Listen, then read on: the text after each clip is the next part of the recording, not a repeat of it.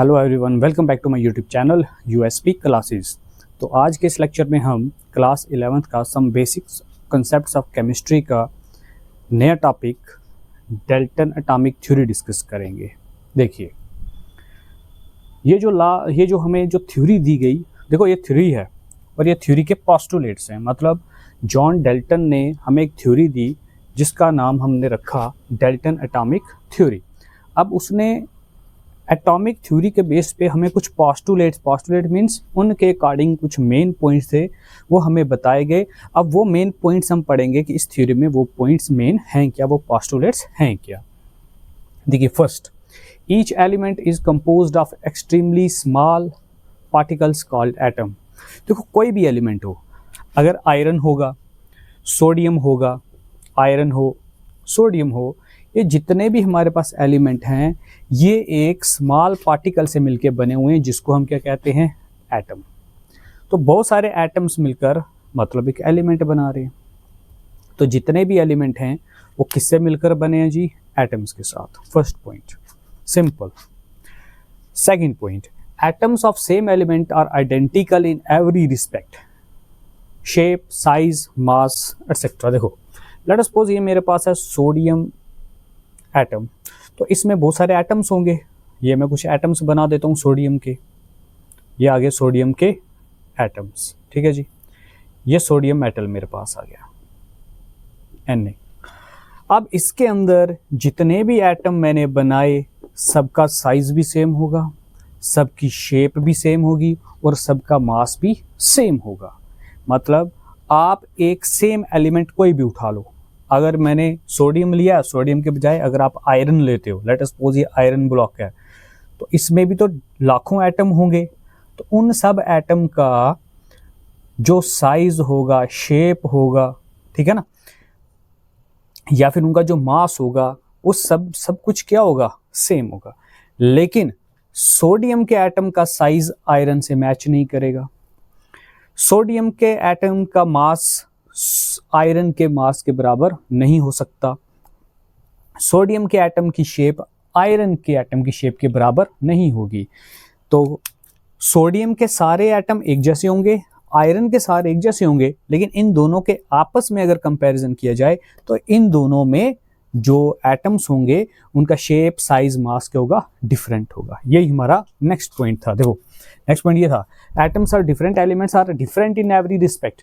अगर आप एटम्स अलग अलग एलिमेंट्स के लेते हो तो वो जो एटम्स होंगे उनका शेप, साइज, मास अलग अलग एलिमेंट्स का क्या होता है, अलग ही होता है। डिफरेंट एलिमेंट्स का जो शेप, साइज या मास होगा एटम्स का, वो अलग होगा, डिफरेंट होगा। Fourth point, atom of each element is an ultimate particle. ठीक है, अल्टीमेट पार्टिकल का मतलब हो गया लास्ट, स्मॉलेस्ट पार्टिकल, ठीक है ना। मतलब स्मॉलेस्ट पार्टिकल लिख सकते हो आप, smallest particle. Ultimate means last. अब एटम से छोटा कुछ भी नहीं है। एटम जो है एलिमेंट का, वो अल्टीमेट पार्टिकल होता है। मतलब लास्ट में, मतलब स्मॉलेस्ट पार्ट जो होगा, जो सबसे छोटा टुकड़ा होगा ना एलिमेंट का, वो एटम ही होगा। एटम से छोटा कुछ नहीं। हाँ, एटम को आप ब्रेक करो, बोलो जी बीच में इलेक्ट्रॉन है, न्यूट्रॉन है, प्रोटॉन है, उससे छोटा भी है ना। हम बात कर रहे हैं एटम की, तो वो उसके सब एटॉमिक पार्टिकल्स हैं। तो एटम के अंदर सब एटॉमिक हैं, लेकिन एटम से छोटा और कोई एटम तो नहीं ना है जिसको मिलाकर हम कोई एलिमेंट बनाए। तो एटम जो होता है वो अल्टीमेट पार्टिकल होता है। मतलब स्मॉलेस्ट पार्टिकल किसी भी एलिमेंट का एटम ही होता है। Fifth point is, atom is indestructible, it can neither be created nor be destroyed by chemical reaction. देखो, एटम जो है ये इंडिस्ट्रक्टिबल है, आप इसको डिस्ट्रॉय नहीं कर सकते, ना इसको क्रिएट कर सकते हो किसी भी केमिकल रिएक्शन में, ठीक है ना। तो मतलब अगर कोई केमिकल रिएक्शन ले लेते हैं, लेट अस सपोज मेरे पास एक केमिकल रिएक्शन में, यहाँ एग्जांपल लिखता हूँ। मेरे पास केमिकल रिएक्शन है, carbon plus oxygen gives carbon dioxide. अब इसका मतलब ये थोड़ी ना कि यहाँ पे कार्बन एक था तो यहाँ दो हो जाएंगे, या ऑक्सीजन दो हैं तो यहाँ चार हो जाएंगे। ऐसा नहीं होगा, ना ही यहाँ पे कुछ क्रिएशन होगा, ठीक है ना। कोई नया एटम क्रिएट नहीं होगा किसी भी केमिकल रिएक्शन में। ऐसा भी नहीं होगा कि यहाँ कार्बन था तो यहाँ कार्बन गायब हो जाएगा, ऐसा नहीं होता है। ये ऑक्सीजन है तो यहाँ ऑक्सीजन 3 हो जाएंगे या 1 रह जाएगा, एक ऑक्सीजन का लॉस हो जाएगा, ऐसा कुछ भी नहीं होता किसी भी केमिकल रिएक्शन में। ठीक है जी। हाँ हाँ, एक रिएक्शन होता है हमारे पास जैसे न्यूक्लियर रिएक्शन। अब यहाँ पे समझना, इसी को थोड़ा और एलैबोरेट करेंगे। केमिकल रिएक्शन से हम एक और लेंगे न्यूक्लियर रिएक्शन, लेकिन न्यूक्लियर रिएक्शन में हो जाता है कैसे? लेट अस सपोज मेरे पास यूरेनियम 238 है, यूरेनियम 238, जब इसका अल्फा डीके होता है तो मेरे पास बनता है थोरियम 234 प्लस एक मिलता है हीलियम पार्टिकल, ठीक है, जिसका मास 4 होगा। ये 92 एटॉमिक नंबर, 90 एंड 2। इस केस में देखो यहाँ यूरेनियम था, यहाँ यूरेनियम है कहीं पर नहीं है, यूरेनियम टूट के थोरियम और अल्फा पार्टिकल बन गया, इनमें ये फेल हो जाता है। ठीक है ना। तो न्यूक्लियर रिएक्शन में आइडेंटिटी बदल सकती है एटम की, लेकिन केमिकल रिएक्शंस जो होते हैं उसमें एटम की आइडेंटिटी नहीं बदलती। ये एक एक्सेप्शनल केस है न्यूक्लियर रिएक्शंस का। 6th is atom of element take part in the chemical reaction to form molecule. देखो जब भी एटम आपस में कुछ मिलेंगे, जैसे कार्बन और ऑक्सीजन मिला, कार्बन और ऑक्सीजन ऐड हुए तो बना कार्बन डाइऑक्साइड, तो ये क्या है? मॉलिक्यूल ही तो है। जब दो या दो से ज़्यादा एटम्स आपस में कंबाइन होंगे तो हमारे एलिमेंट्स या फिर कंबाइन होंगे केमिकल रिएक्शन के दौरान, तो हमारे पास जो भी आउटपुट, जो भी प्रोडक्ट आएगा वो क्या बनाएगा? मॉलिक्यूल। तो पहले इसको पुराने टाइम में बोलते थे कंपाउंड एटम्स। ठीक है, पहले इसको बोला जाता था कंपाउंड एटम, लेकिन अब इसका नाम चेंज करके अब हम क्या बोलते हैं? इनको मॉलिक्यूल्स। ये भी याद रखना, मॉलिक्यूल्स बाद में बोला गया। पहले जब भी कोई केमिकल रिएक्शन होता था, रिएक्टेंट के बाद प्रोडक्ट बनता था, ठीक है, ये प्रोडक्ट बन गया, हमने बोला ये मॉलिक्यूल है, मॉलिक्यूल तो अब बोल रहे हैं, लेकिन पहले इसको कंपाउंड एटम्स बोलते थे। Carbon dioxide is a compound atom, compound atom का ही नाम होता है molecule. Point number 7, when atoms combine to form compounds they do so in a simple whole ratio number। इससे पहले वीडियो में मैंने आपको बताया सिंपल होल रेशियो नंबर कैसे बनता है। जब भी कोई केमिकल रिएक्शन होगा उसमें जो एटम्स होंगे वो आप मिलकर कंपाउंड बनाएंगे, तो जो कंपाउंड बनेगा उसका जो होल रेशियो नंबर होगा वो भी सिंपल होगा। लेट अस सपोज वही कार्बन डाइऑक्साइड का एग्जांपल ले लेते हैं। कार्बन डाइऑक्साइड क्या बना? Carbon dioxide, carbon plus oxygen. यहाँ कार्बन कितने हैं? 1 रेशियो, यहाँ ऑक्सीजन कितने हैं? 2, आया 1:2। पार देखो कार्बन कितने हैं? 1, ऑक्सीजन कितने हैं? 2, 1:2। तो सिंपल होल रेशियो नंबर आ रहा है कि जब भी कोई केमिकल रिएक्शन होगा, केमिकल रिएक्शन के बाद हमारे पास जो कंपाउंड्स बनेंगे उन कंपाउंड में भी सिंपल होल रेशियो नंबर ही होगा। तो ये थे हमारे पास डाल्टन एटॉमिक थ्योरी के कुछ पोस्टुलेट्स। अब इनके करेंगे हम next merits and demerits. Now next merits and demerits of Dalton atomic theory. देखिए सबसे पहले इसके मेरिट्स पढ़ेंगे कि मेरिट्स क्या हैं। First, Dalton atomic theory explains the law of conservation of mass and some other laws of chemical combination. देखो Dalton atomic theory के बेस पे आप law of conservation of mass को भी एक्सप्लेन कर सकते हो, और भी हमारे पास केमिकल कॉम्बिनेशन के लॉज हैं जो हम एक्सप्लेन कर सकते हैं। Second is atoms of elements take part in chemical reaction is true till date today। देखिए आज की डेट में भी हम यही पढ़ते हैं कि जो एटम्स होते हैं एलिमेंट के, ठीक है, हमारे पास कोई एलिमेंट होगा उसके जो एटम्स होंगे वही केमिकल रिएक्शन में यूज किए जाते हैं। मतलब मेरे पास है कार्बन डाइऑक्साइड, फिर से बना रहा हूँ, कार्बन डाइऑक्साइड बन गई, इसमें कार्बन का एटम, ऑक्सीजन का एटम मिलेगा तो तभी ही ये कार्बन डाइऑक्साइड बनेगी। तो एटम्स ही पार्ट लेते हैं किसी भी केमिकल रिएक्शन में।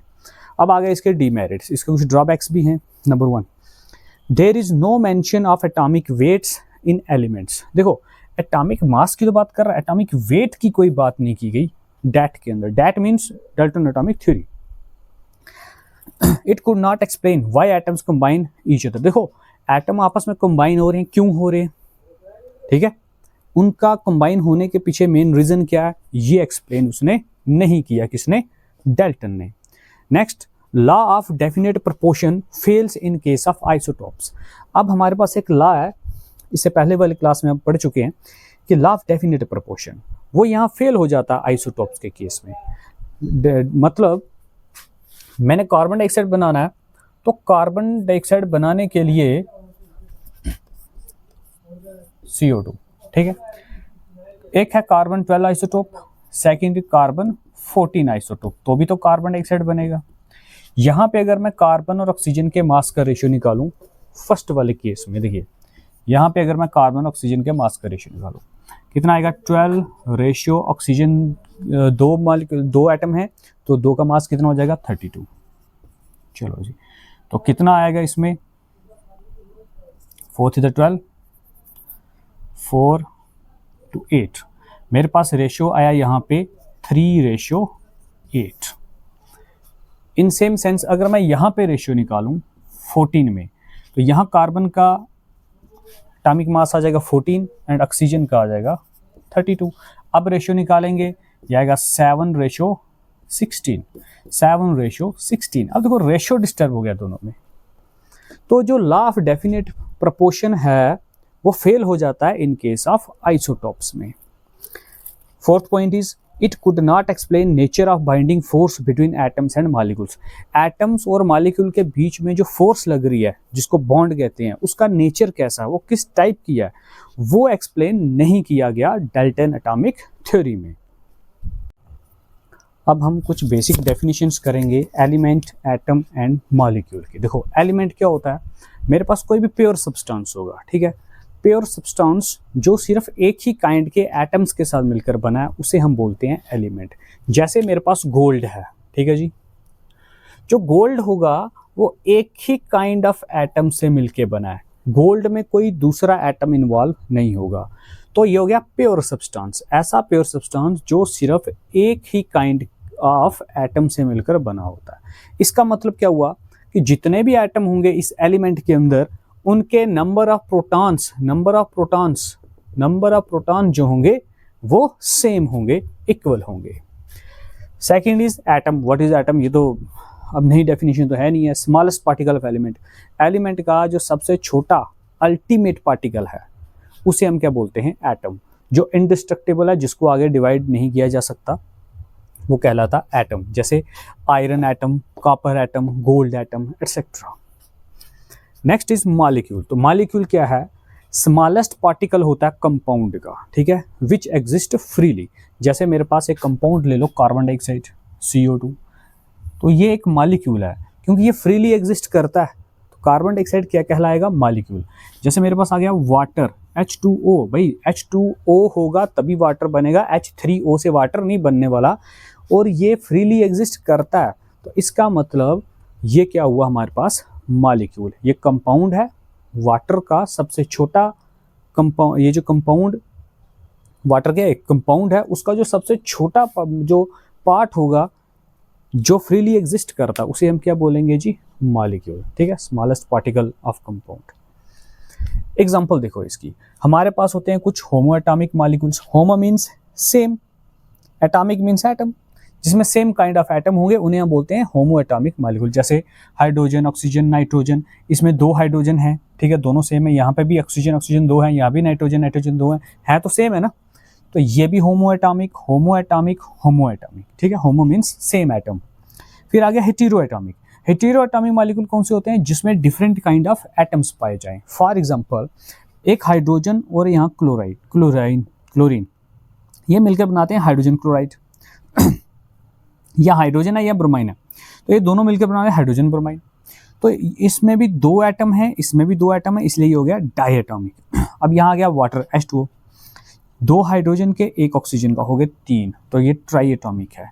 कार्बन का 1 ऑक्सीजन के 2 हो गए 3, ये ट्राइएटॉमिक है। NH3 ammonia, N 1 H3, 3 + 1 4, 4 means tetra, तो ये टेट्राटॉमिक है। CH4, मैंने ये गलत लिख दिया है, एक्चुअली CH4 जो है ये पेंटा है, क्योंकि 5 एटम है इसमें, ये क्या है, पेंटा एटॉमिक, ठीक है, ये पेंटा एटॉमिक है क्योंकि इसमें 5 एटम्स है एक्सेट्रा। आप आगे आप और भी इसकी लिख सकते हो, जैसे सल्फर की बनाओ, S8 बना सकते हो, तो उसमें 8 मॉलिक्यूल्स होंगे एंड सो ऑन।